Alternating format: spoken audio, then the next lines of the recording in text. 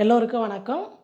இன்றைக்கி நைட் வந்து நம்ம வீட்டில் டின்னர் பார்த்தீங்கன்னா, பையன் காலையிலேயே சொன்னான், "அம்மா ரொம்ப நாளாச்சு நீங்கள் பூரிக்கு வந்து சிக்கன் குழம்பு செஞ்சு." பூரிக்கு நிறையா செஞ்சுருக்கேன். தக்காளி தொக்கு, காய் குருமா, அப்புறம் வந்து குருமாங்க அந்த மாதிரிலாம் நிறையா பண்ணியிருக்கிறேன். ஆனால் இது மட்டும் சிக்கன் குழம்பு செஞ்சதில்ல. "செஞ்சதே இல்லைம்மா, ரொம்ப நாள் ஆச்சுண்ணா." "சரி, உனக்கு நான் இன்றைக்கி செஞ்சு தரேன்டா" அப்படின்னு சொன்னேன். அதனால தான் வந்து 1/2 கிலோ சிக்கன் வாங்கிட்டு வந்தாரப்பா. நல்லா கழுவி சுத்தம் பண்ணி வச்சுட்டேன். இப்போ வந்து சிக்கன் குழம்பு ஃபஸ்ட்டு செஞ்சிடலாம். சிக்கன் குழம்பு செய்யறதுக்கு ஒரு 3 ஸ்பூன் வந்து எண்ணெய் சேர்த்துக்கிறேன். எண்ணெய் நல்லா காஞ்சிடுச்சு. ஒரு 3 லவங்கம், ஒரு துண்டு பட்டை. அன்னாச்சி பூ வந்து எல்லாம் பொடி பொடியாகிடுச்சு, அதனால் ஒரு பூ சின்னதாக சேர்த்துக்கிறேன். 2 வெங்காயம் வந்து பொடியாக கட் பண்ணி வச்சுக்கிறேன். கிரேவிக்குன்றதுனால கொஞ்சம் வெங்காயம் அதிகமாக சேர்த்துக்கிட்டேன். இந்த வெங்காயம் சேர்த்துடலாம். வெங்காயம் நல்லா வதங்கட்டும். சின்ன சின்னதாக ஒரு 3 தக்காளி வந்து கட் பண்ணிக்கலாம். பாருங்கள், வெங்காயம் வந்து நல்லா கலர் மாறுற அளவுக்கு வதங்கிடுச்சு. இப்போ தக்காளி வந்து சேர்த்துக்கிறேன். தக்காளி கூடவே இஞ்சி பூண்டு பேஸ்ட்டு 1 ஸ்பூன் சேர்த்துக்கிறேன்.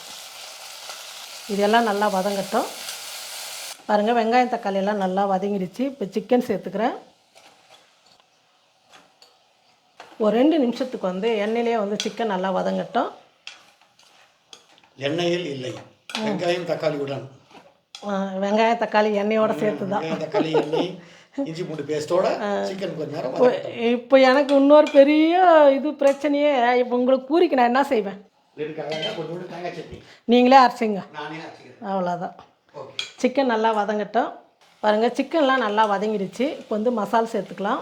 மிளகாத்தூள் 1 ஸ்பூன், தனியாத்தூள் 1 ஸ்பூன், கரம் மசாலா ஒரு 1/4 ஸ்பூன், மஞ்சள் தூள், தேவையான அளவுக்கு கல் உப்பு சேர்த்துக்கிறேன்.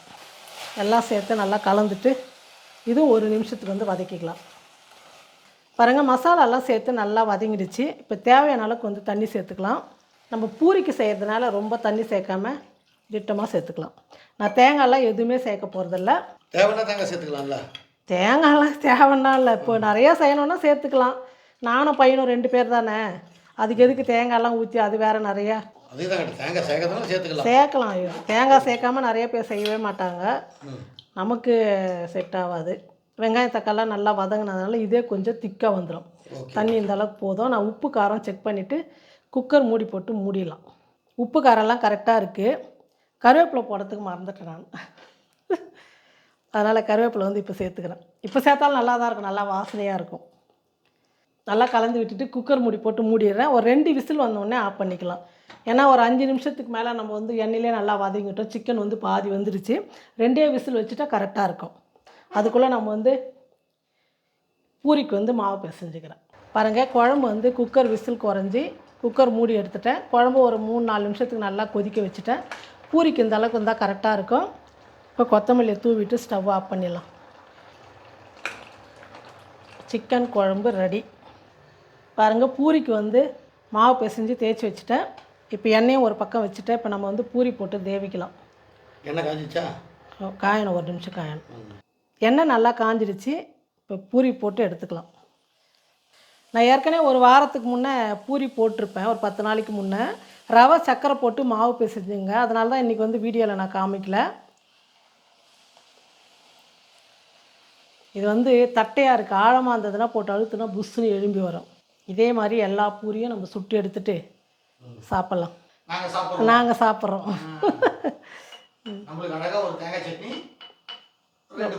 ஓகே, 2 பக்கமும் திருப்பி போட்டு 2 பக்கம் திருப்பி போட்டு எடுத்துக்கலாம். பாருங்கள், சூப்பராக பூரியும் சிக்கன் குழம்பும் ரெடி. நல்லா சுட சுட சாப்பிட்டா தான் ரொம்ப நல்லாயிருக்கும்.